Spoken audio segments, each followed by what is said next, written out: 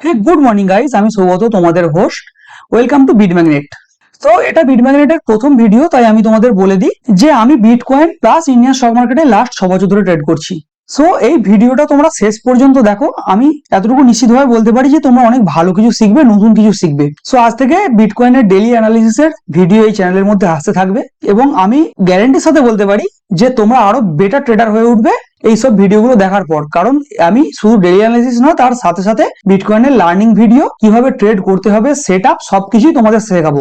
So এই বিটকয়েনের daily অ্যানালিসিসের ভিডিওতে আমি তোমাদের বলবো যে বিটকয়েনের প্রতিদিনের মোমেন্টাম কি হতে পারে, কোথায় যেতে পারে, কতটা মোমেন্টাম করতে পারে, trend, up trend, down trend কি আছে, সেই সবকিছু নিয়ে তোমাদের সাথে আলোচনা করবো, তোমাদেরকে শেয়ার করবো প্রতিটা জিনিস। এবার আমি চলে আসি আসল জায়গায়, সেটা হচ্ছে আমাদের ডেইলি অ্যানালিসিসের ভিতরে, যে কিভাবে আমরা অ্যানালিসিস করবো, মার্কেট কোথায় কি যেতে পারে, কি করতে পারে, সেই সব জিনিসগুলো আমরা দেখবো।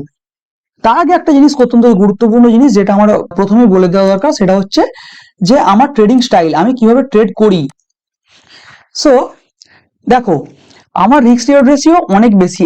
লিস্ট আমি 1:5 মিনিমাম প্রতিটা ট্রেডে প্রফিট করি। মানে যে ট্রেডগুলোতে আমার প্রফিট হয় তাতে লিস্ট আমার 1:5 বা 1:10 মিনিমাম এটা হয়। এতটুকু রিস্ক রিওয়ার্ড রেশিও আমি রাখি। আর একটা জিনিস, সেটা হচ্ছে মানি ম্যানেজমেন্ট।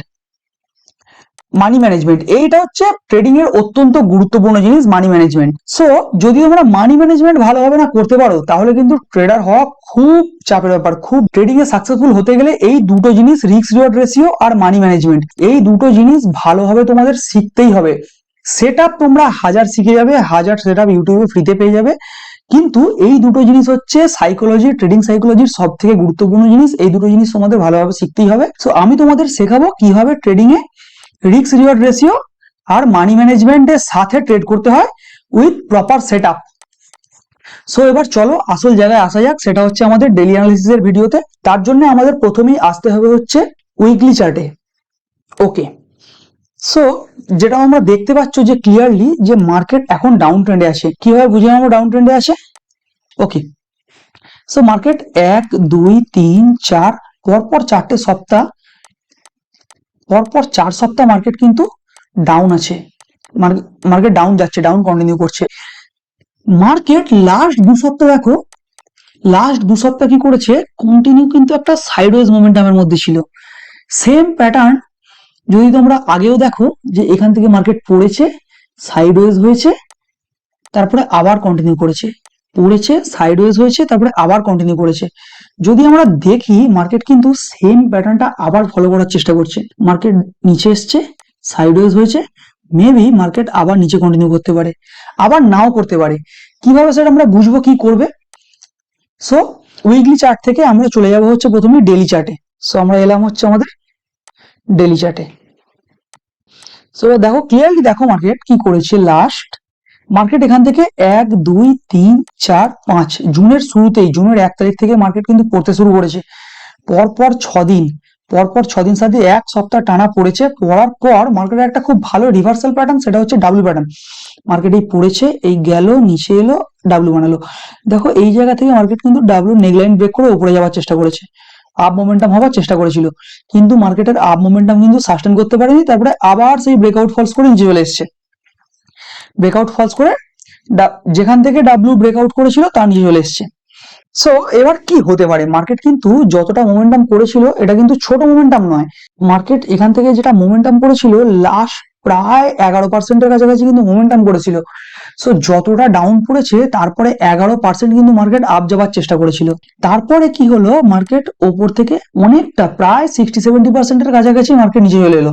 60-70% মার্কেট রিকভার করে দিল। সো কিভাবে আমরা সেটা বুঝবো, কিভাবে ট্রেড করবো? এখান থেকে এটাও হতে পারে, বা আবার এখান থেকে এইভাবে নিচেও কন্টিনিউ করে যেতে পারে। সো এবার আমরা চলে আসি হচ্ছে সেই ট্রেড করার জন্য আমাদেরকে চলে আসতে হবে হচ্ছে 4 ঘন্টার ক্যান্ডেলে।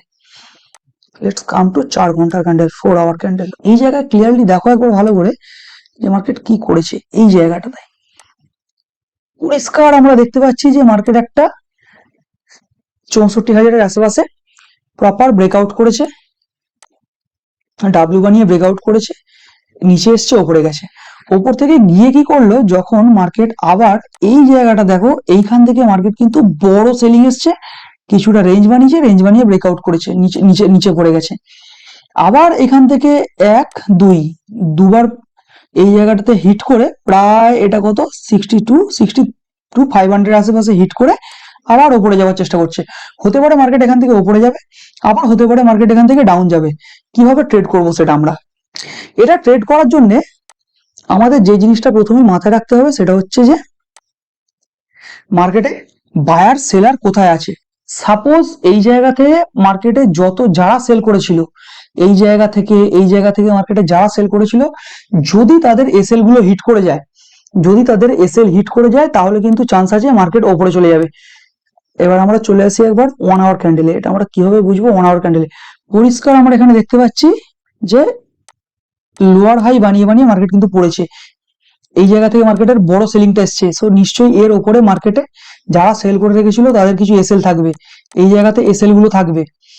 যখন মার্কেট এই লেভেলগুলোর উপরে যাবে, যখন মার্কেট এটা এগুলোর উপরে যখন যাবে, এখান থেকে যদি রেঞ্জ বানিয়ে ব্রেকআউট করে, তাহলে হতে পারে যারা সেল করে রেখেছিল তাদের এসএল গুলো হিট করবে, তারা এক্সিট করবে। তারপরে কিন্তু হাই চান্স আছে মার্কেট এখান থেকে একটা বড় আপসাইড মোমেন্টাম করে যেতে পারে।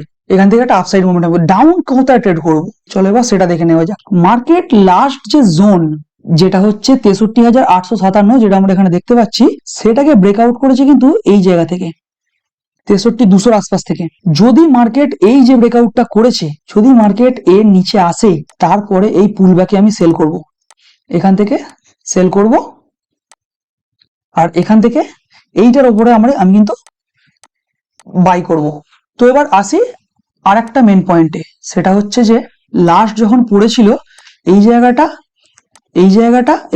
এইখানে 1 2 3 তিনবার মার্কেটটা হিট করে এসছে এই জোনটা 62,200 কাছে। যদি মার্কেট এই জোনটা ভেঙে পড়ে 63,200 63,400 এই জোনটা যদি ভেঙে পড়ে, তাহলে কিন্তু এই যে মাল্টিপল টাইম হিট করেছে এই জোনটা, আমরা এক্সপেক্ট করতে পারি যে মার্কেট এটার নিচে আসবে, মার্কেট এই জোনের নিচে আসবে। তো আমাদের টার্গেট কিন্তু একটু বড় হবে ডাউন সাইডে। কতটা টার্গেট হতে পারে সেটা নিয়ে আমরা দেখবো। 4 আওয়ার চার্টে মার্কেট কি করেছে। লাস্ট 4 আওয়ার চার্টে সেম জিনিস যেটা আমি 1 আওয়ার চার্টে দেখালাম, এই জায়গাটা 1 2 3 4 চারবার এই জোনটা টেস্ট করেছে মার্কেট, 4বার মার্কেট এই জোনটা টেস্ট করেছে।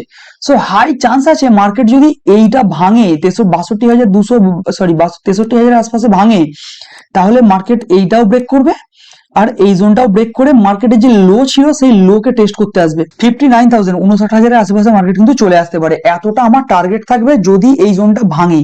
এবং সেটা কিভাবে থাকবে আমি তোমাদের আগেও বলেছি যে মিনিমাম 1:5 1:10 আমি অ্যাটলিস্ট রিস্ক রিওয়ার্ড রেশিওতে ট্রেড করি।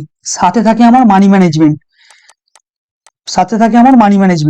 আমি যেটা দেখতে পাচ্ছি যে আমাদের আপসাইডের যে লেভেলগুলো আছে সেই লেভেলগুলো হচ্ছে একদম ফ্রেশ লেভেল। ভালো করে তোমরা দেখো, আপসাইডের যে লেভেলগুলো আছে সেই লেভেলগুলো হচ্ছে একদম ফ্রেশ লেভেল। মানে কি এই লেভেলগুলো একবারও টেস্ট করেনি। যদি মার্কেট এই জোনটা ভেঙে আপসাইড যায়ও, হাই চান্স আছে যে এই জায়গা থেকে আবার সেলার অ্যাড হবে এবং সেলাররা এখান থেকে আবার মার্কেটকে নিচে নিয়ে আসার চেষ্টা করবে।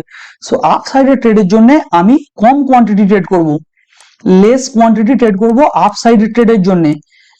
আর ডাউন সাইডের ট্রেডের জন্য ভালো করে দেখবে যেটা আমরা প্রথমেই বললাম যে প্রতিটা লেভেল, এটা তারপরে এখানে প্রতিটা level multiple time tested level.